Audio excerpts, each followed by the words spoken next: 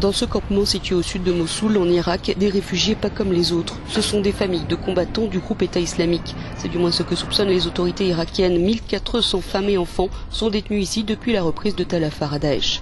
Leurs maris sont détenus ailleurs par les Peshmerga. Ces femmes seraient toutes d'origine étrangère. Pour l'heure, les autorités irakiennes ont dénombré 13 nationalités et tentent de vérifier leur identité. Elles sont dans un état tout à fait désespéré. Nous fournissons une aide vitale, de la nourriture, de l'eau, un abri.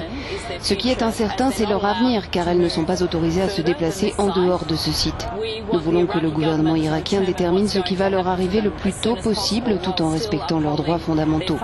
Ces personnes sont des civils et doivent être traitées comme telles. Les ONG craignent pour leurs droits, mais aussi qu'elles ne soient victimes de la vindicte des autres réfugiés du camp.